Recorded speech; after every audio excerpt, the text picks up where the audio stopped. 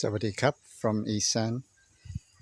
This is another of my garden videos, and I wanted to share with you an area that's changed from what I originally had planned for it, and it is placed at the far end of the tropical garden, the new 800 square metre block of land we bought very late in 2017 and started work early 2018.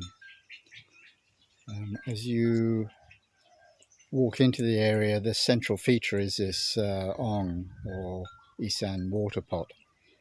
Originally, I've covered this before, but originally these were rainwater pots for collection of drinking water in the days when there wasn't a piped water system in villages.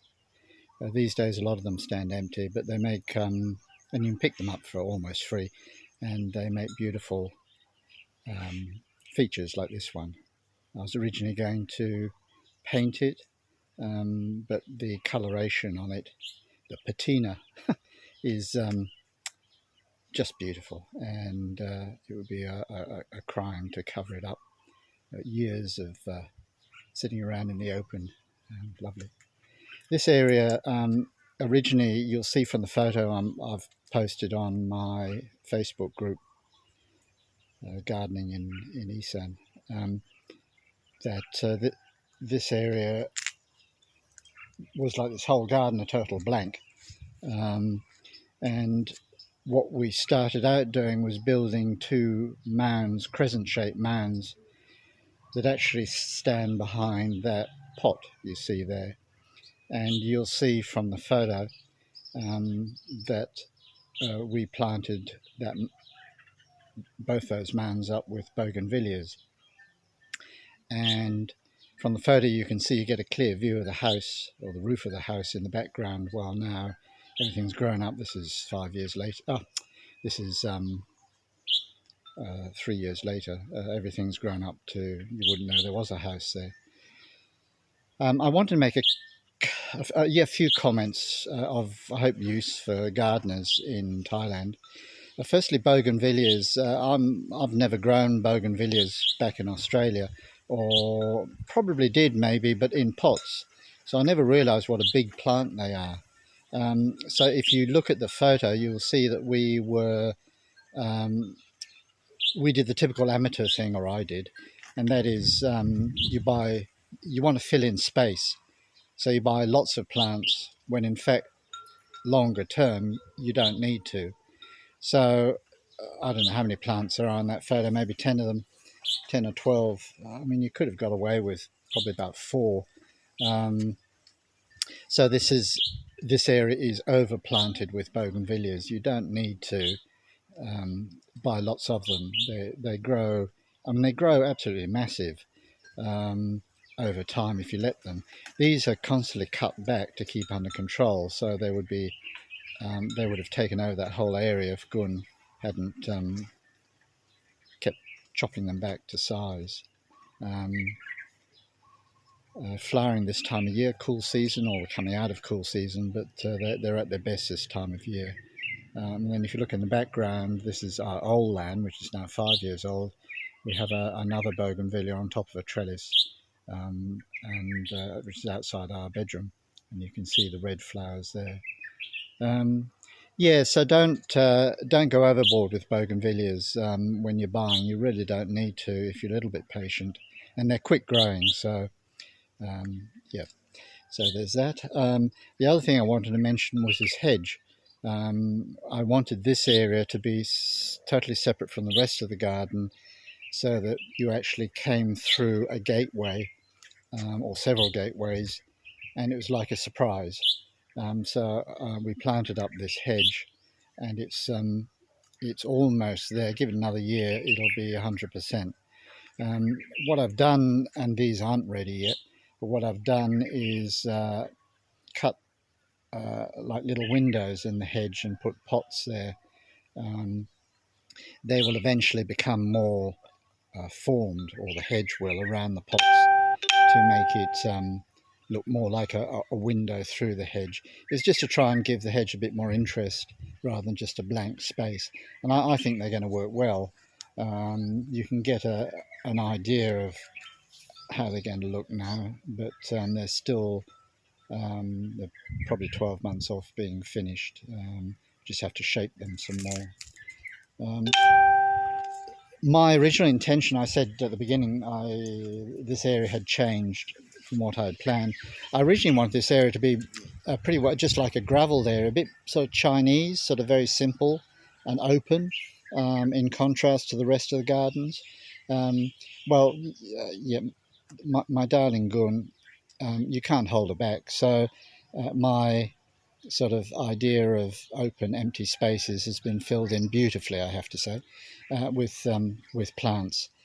So this area, although still is a lot more open than the rest of the garden, it has become more planted up than I originally thought that it would be, and I have absolutely no problems with that. East-west palms here. These are 3 years old. Beautiful, and they do face east-west, or traveller's palms they're called as well.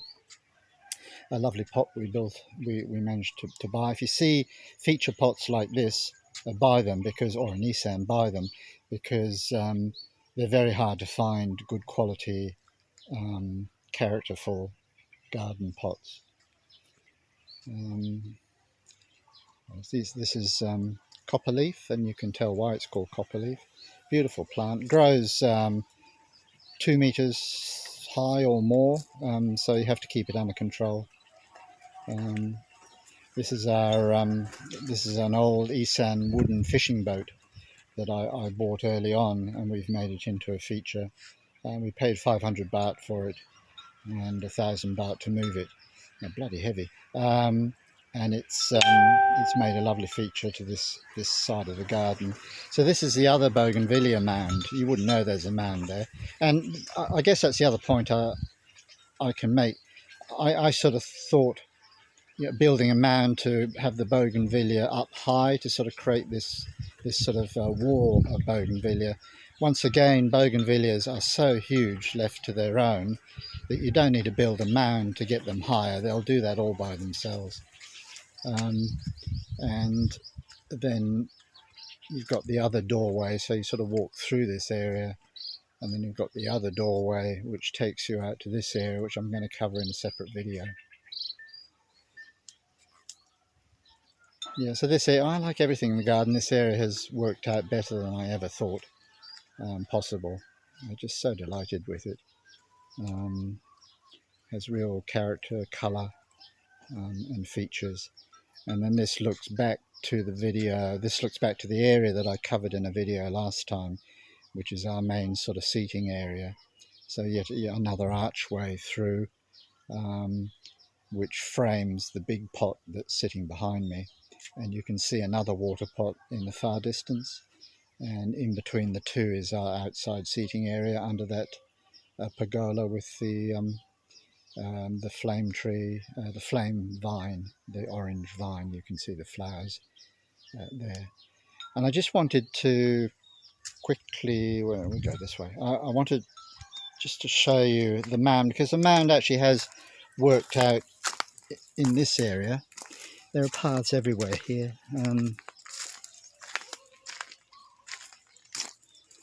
Everything, there are no blank spaces here. Gun just well, it is, I have to say, it's a team effort. We both just fill in stuff. So this is actually behind the mound. So this is an area, and it's a beautiful area, shaded, tamarind trees here and custard apple. And you can see the mound here with the bougainvillea planted on top. Our watering system there, absolutely vital. It's been 3 months, 4 months, 3 months since we've had any rain, apart from one day. And this area is, so the mound has created this sort of seating area and feature area behind the bougainvillea, which wouldn't have happened or would be less dramatic otherwise. So to that extent, it's really worked out well. and made what would otherwise be a sort of lost, uninteresting corner of the garden into something that is worth spending time in. Not bad, is it? And if you listen, there's constant bird sound in our gardens. The birds just absolutely love being here, and I love listening. Okay, thanks for watching. Much appreciated. Catch you next time. Sawadee ka.